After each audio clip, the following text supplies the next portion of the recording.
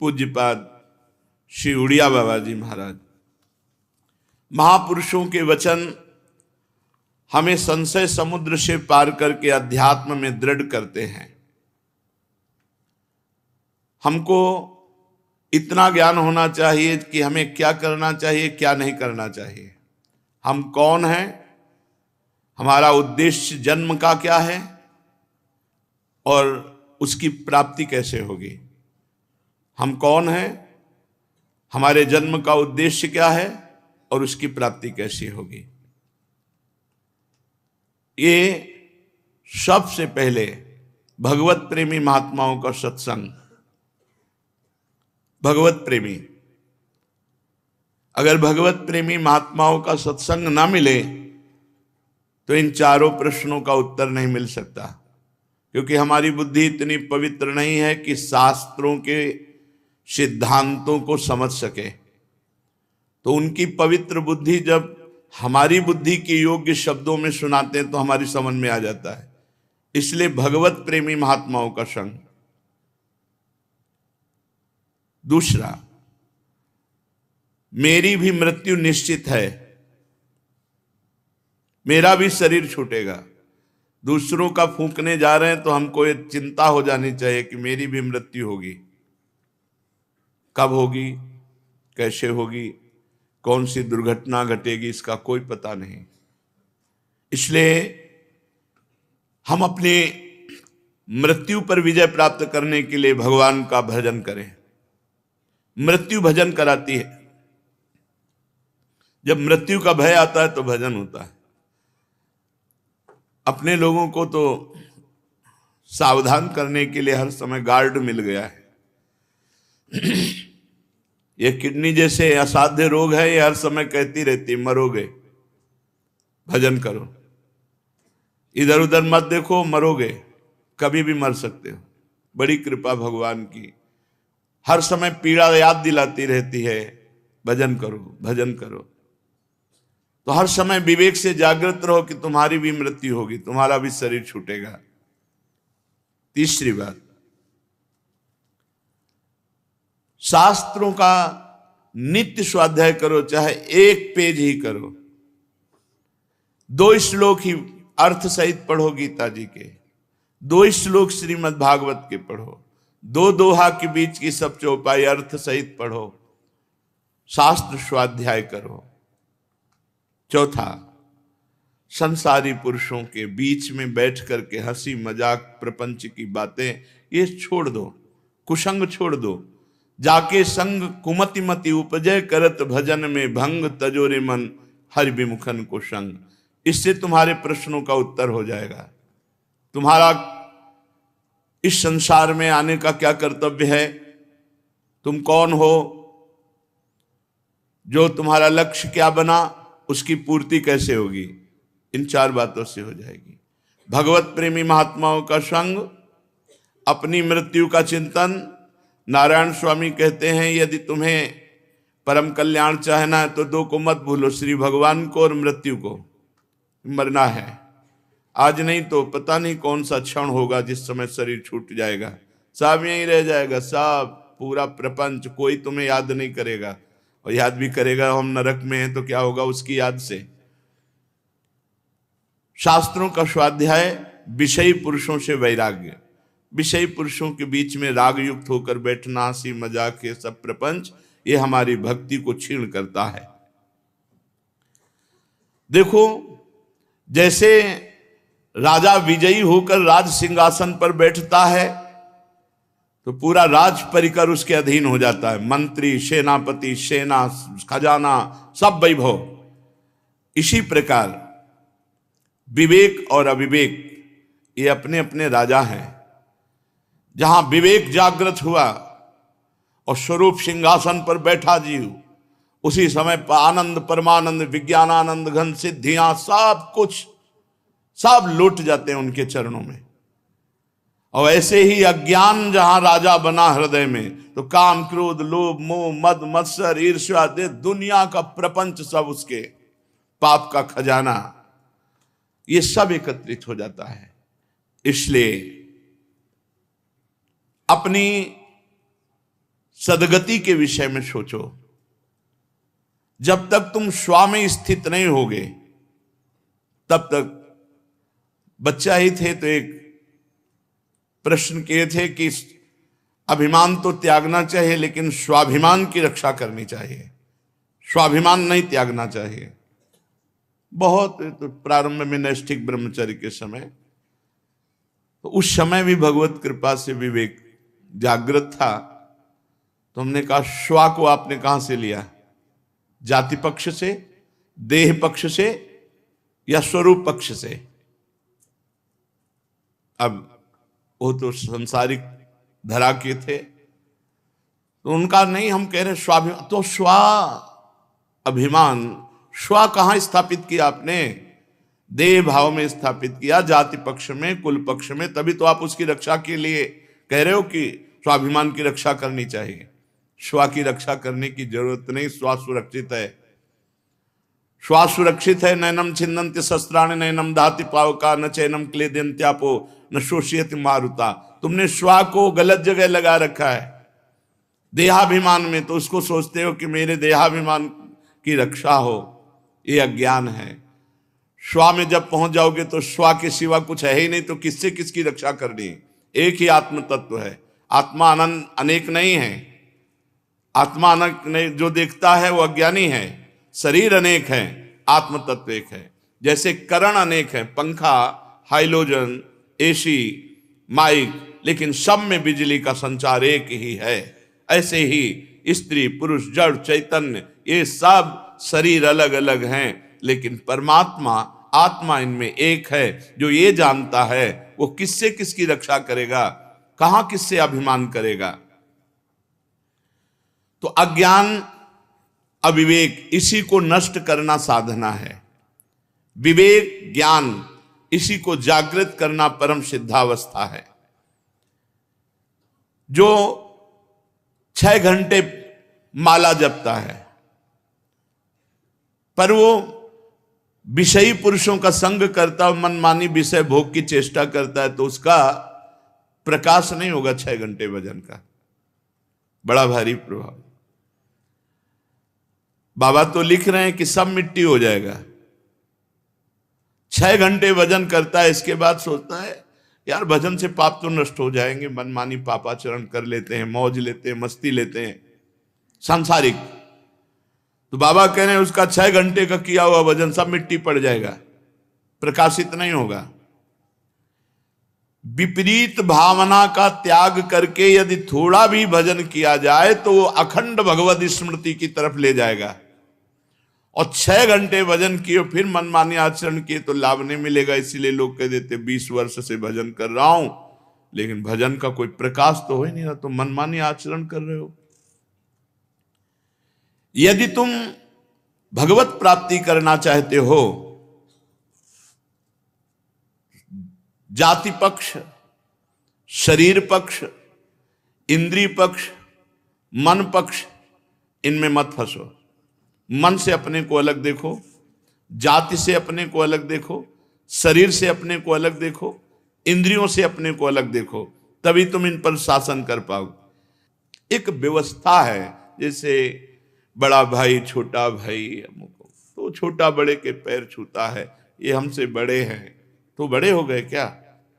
ये तो एक व्यवहारिक भेद है, एक व्यवहारिक भेद है, वर्णाश्रमिक व्यवहारिक भेद है। ये सत्य नहीं है, क्योंकि सत्य वस्तु तो एक है और वो वासुदेवा सर्वम, भगवान ही भगवान है, दूसरा कोई है ही नहीं।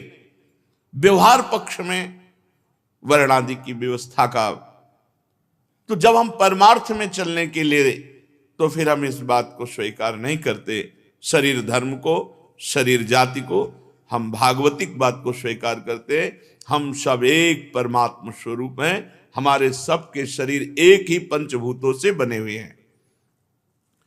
कुम्हार के यहां छोटा सकोरा, बड़ा सकोरा, इसके बाद तसला मिट्टी का, घड़ा मिट्टी का। अब उसमें चारों में कोई गर्व करे कि हम बड़े हैं तो केवल आकार की बात हो सकती। मिट्टी तो सब में वही, बनाने वाला कुम्हार भी एक ही है, चाक भी वही है जिस पे चढ़ाए गए, और जो बनाए वो मिट्टी से, और जो बनाने वाला वो वही एक है। हमें बनाने वाला एक है, हमारी सबकी मिट्टी एक है, हम सब एक ही चाक में चढ़े हुए हैं। छोटे बड़े ये व्यवहार का भेद है, परमार्थ में इसको स्वीकार नहीं किया गया। परमार्थ में एक बात स्वीकार की गई है, सब में श्री भगवान। सिय राम मैं सब जग जानी, करो प्रणाम जोरी जुग पानी। अपने भगवत मार्ग में चलने वाले को बहुत सावधानी रखें।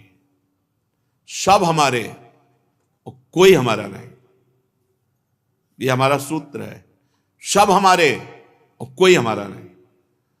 कोई हमारा नहीं सांसारिक भेद में, सब हमारे भगवान के रूप में।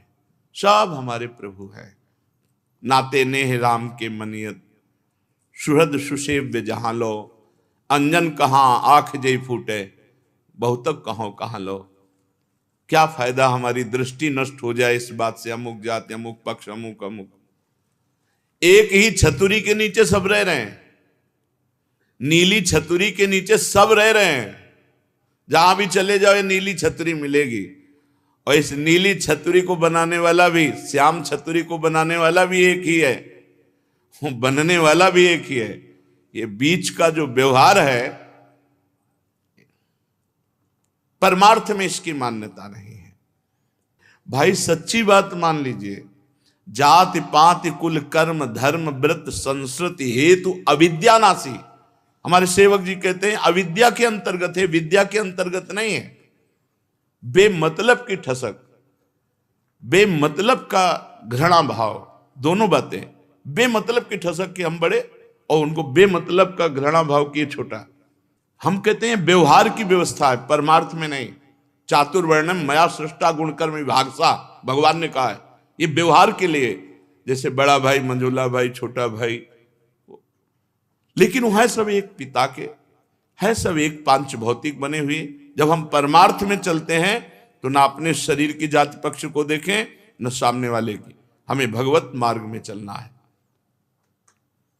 भगवान की बड़ी कृपा सुलझे हुए परब्रह्म स्वरूप सदगुरुदेव मिले।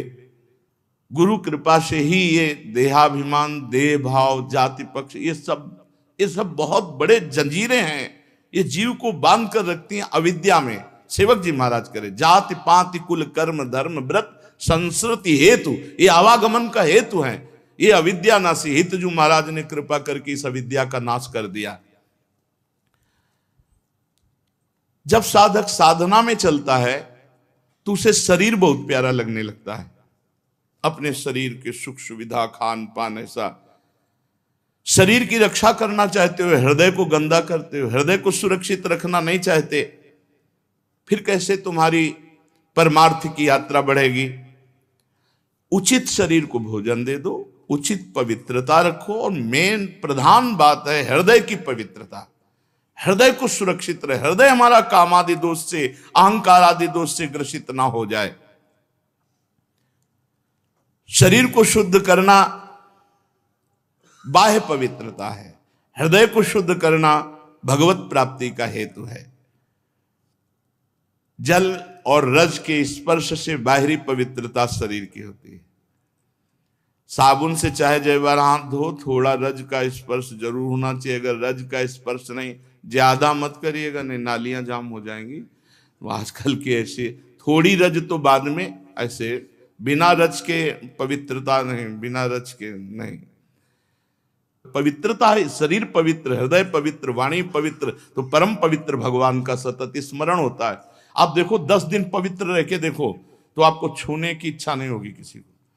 और जीवन पवित्र रखो तो शरीर से आपका वैराग्य हो जाएगा। पवित्रता शरीर वैराग्य, अपवित्रता शरीर में दृढ़ राग।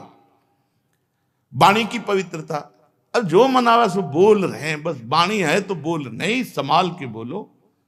बातें हाथी पाइए, बातें हाथी पाओ, उससे वाणी की पवित्रता। सोच समझ के बोलो, नहीं मौन रहो। और राग द्वेष ईर्ष्या अहंकार काम चोरी हिंसा व्यभिचार, इनके त्याग से हृदय पवित्र होता है।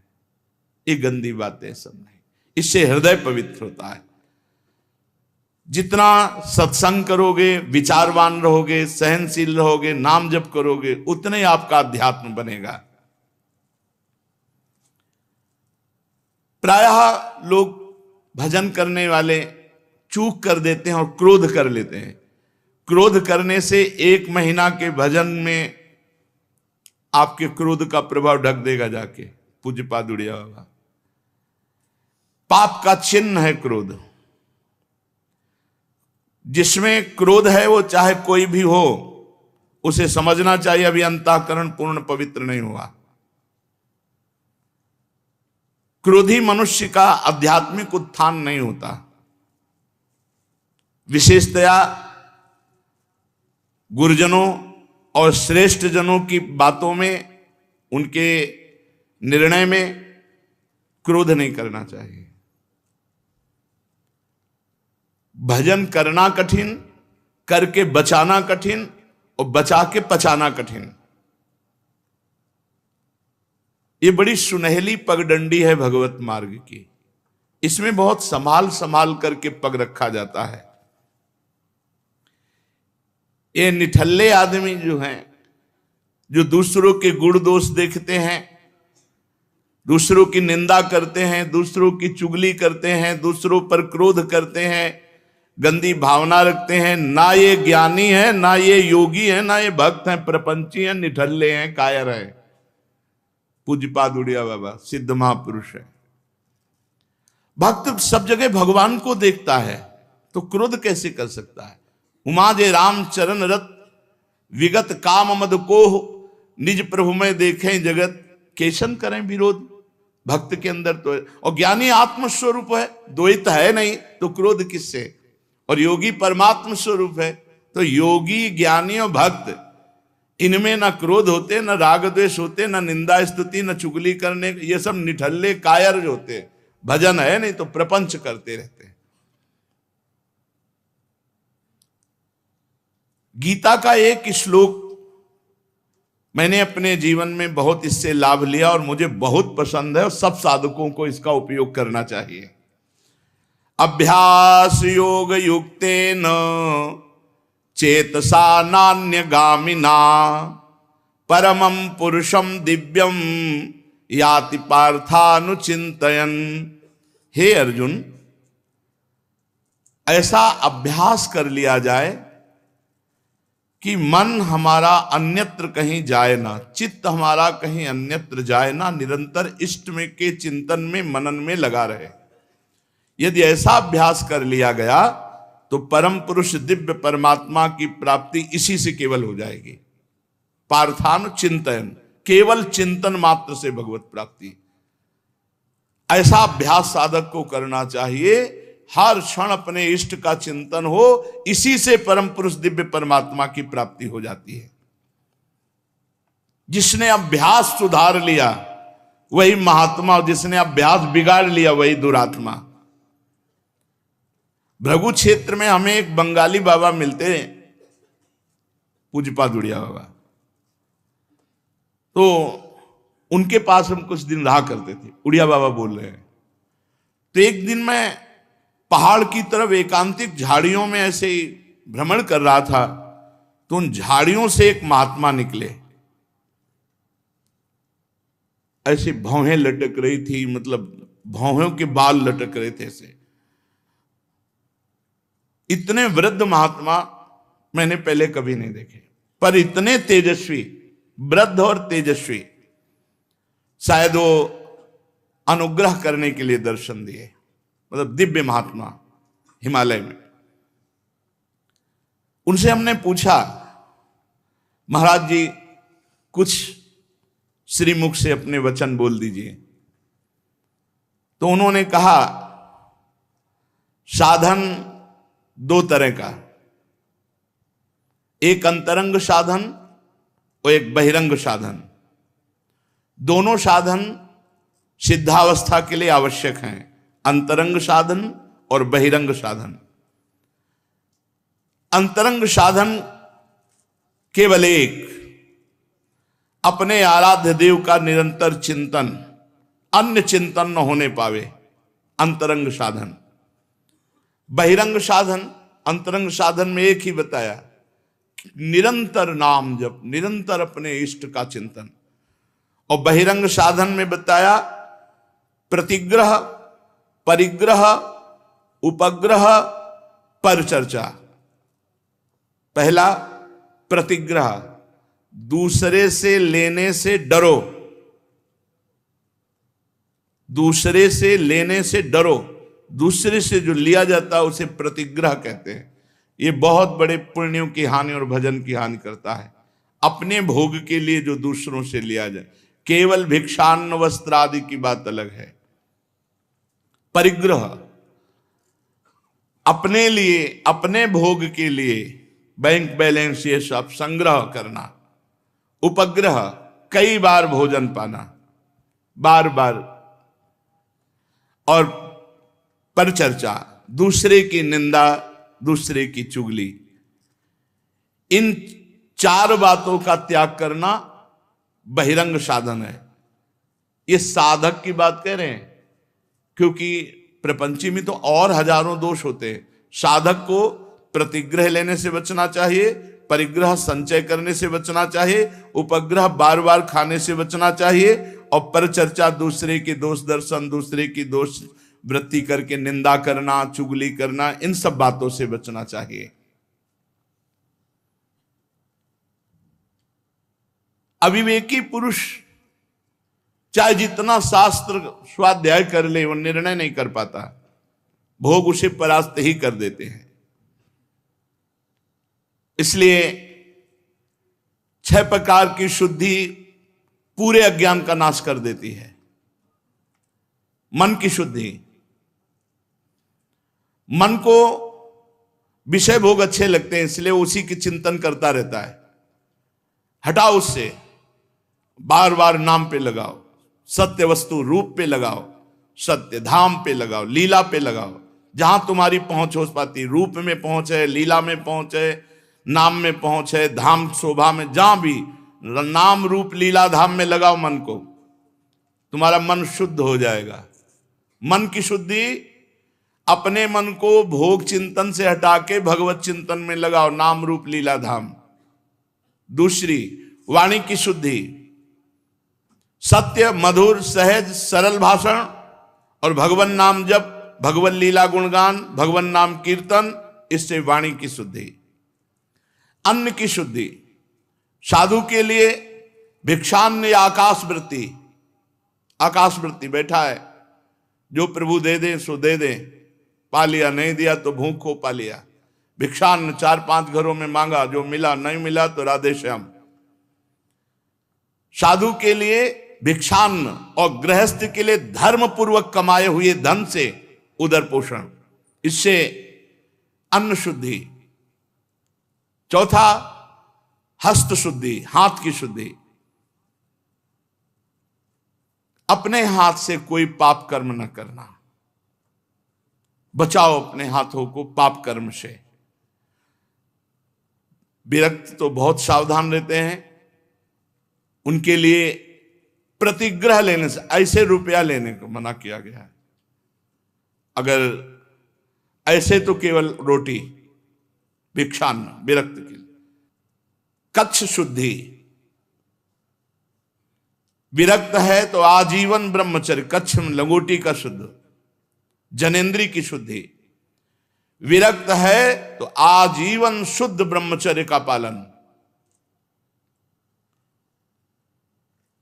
इसमें बहुत से साधक नए नए जो सुन रहे होंगे, परमहंस जी ओंकारानंद सरस्वती नजफगढ़, उनके पास गए तो एक बड़ा विक्षेप जीवन में उपस्थित होता है। नई अवस्था में मन का चंचल हो जाना काम आदि के प्रति, और स्वप्न आदि दोष उपस्थित होना।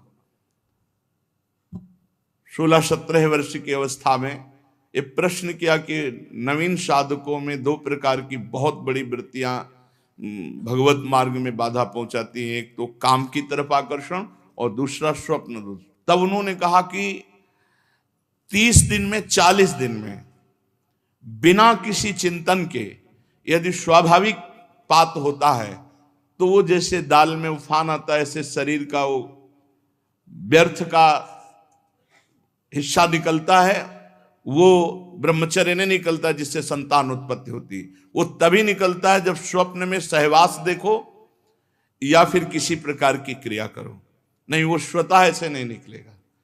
मनोवाह नाड़ी है, जब आप गलत चिंतन करोगे तो मथ देगी, मथ के बाहर निकाल देगी। जैसे दूध में घी रहता है ऐसे रक्त में सप्तम धातु भी रहती है। तो उन्होंने कहा इसकी चिंता न करो, बस प्रगट में कोई क्रिया न होने पावे। कभी कभी कई दिन कब्ज हो जाने पर अचानक फिर ऐसा दोष हो जाएगा, या गर्म दूध रात्रि में पी लिया तो ऐसा दोष हो जाएगा, या आप कोई खट्टी चीज विशेष पा लिए तो हो जाएगा, या अधिक ज्यादा मीठी चीज पा लिए तो अधिक हो जाएगा। दही, चावल और जैसे बैंगन, फूल गोभी, मूंगफली, हर प्रकार के ड्राई फ्रूट, ये सब ऐसे जीवन में ऐसे रखे जैसे बीमार आदमी नहीं पता। ब्रह्मचर्य के लिए बहुत घातक है। हमारी डायरी में लिखा हुआ जो जो संतों से महापुरुषों से सुना था उसे लिखा। अगर ब्रह्मचर्य के लिए तो चावल तो बस, दही कभी तो चम्मच भरा दे, अब ढेर सारा रायता और दही और ये सब तो फिर ब्रह्मचर्य की कल्पना भी मत करो। बहुत इसमें गंभीरता चाहिए। अच्छा, हम लोगों को मिले ले, और गंगा किनारे था, कभी कोई बारी लगाने वाले या गाय चराने वाले जो दूर गाय चराते हुए आए और रोटी बांधे या परेठा बांधे, भगवान उनको प्रेरित किए तो पूछ ले, बाबा रोटी खाओगे? दे दो भाई। तो 4 हैं, 2 हम लेंगे, 2 तुम्हें दे दो। 2 पाया। गंगा किनारे बैठ के रोना आता था, प्रभु कितने कृपालु हो। कभी किसी दिन इतना कोई गुड़ दे दिया, कभी कुछ। तो उपस्थित भोगों में बहुत सावधानी पूर्वक ब्रह्मचारी को पदार्थ लेने चाहिए। एक हमने ब्रह्मचारी को देखा तो भोजन का जिन्हें बैठने को हुआ तो उन्होंने ऐसे करके गमछा बांधा जोर से। तो हमने सोचा हर्निया की बीमारी होगी तो ऐसे बांधा। तो हमने पूछा क्या हर्निया की बीमारी? बोले नहीं। तो हम कहा क्यों बांधा? बोले हमें इस पे पता चलता है कि हमको कितना भोजन पाना है। तो खींच के गांठ बांध ली और जहाँ टाइट होने लगा तो भोजन बंद कर दी। एक ही बाहरी प्रक्रिया उन्होंने बकाया अपने चाहिए। हमने कई बार कहा है, एक बार केवल परोसाओ अपने लिए, 2 रोटी रखो, इतना रखो, इतना रखो, इतना रखो, बस जाओ, दोबारा नहीं लेना। राधा राधा राधा। पाया बैठे हैं, जब पंगत पूरी हो गई चल दिए। पर वो गरम गरम धुआं निकलता हुआ है, तो अब उसमें तो धुआं वाला रहेगा नहीं, क्योंकि उसमें पहले रखवा लिया है। तो भाई धुआं उड़ाना है तो धुआं में फिर उड़ जाओगे। बहुत सात्विक कच्छ शुद्धि। नरसिंह मेहता जी कह रहे हैं, काछ वाच मन निश्चल राखे, धनि धनि जननी तेरी रे, बड़ नरसैया दर्शन पावा। बोले मेरे बड़े भाग्य जो ऐसे संत के दर्शन हो जाए, जो जबान का पक्का, मन का पक्का और लंगोटी का पक्का। कच्छ शुद्धि। अगर गृहस्थ है तो एक पत्नी व्रत, वो भी ब्रह्मचारी, और विरक्त है तो आजीवन ब्रह्मचारी। क्रिया शुद्धि। शुद्ध निष्कपट भाव से गुरुजनों की आज्ञा में रहना, विरक्त की क्रिया शुद्धि। और शास्त्र सम्मत अपने कर्तव्य का धर्म पूर्वक पालन करना, ये गृहस्थ की क्रिया शुद्धि। मन शुद्धि, वाणी शुद्धि, अन्न शुद्धि, हस्त शुद्धि, कच्छ शुद्धि और क्रिया शुद्धि। 6 शुद्धियां हो गई। दिव्य भजन चलेगा, भजन बढ़ेगा, भजन पचेगा और भगवत प्राप्ति हो जाएगी।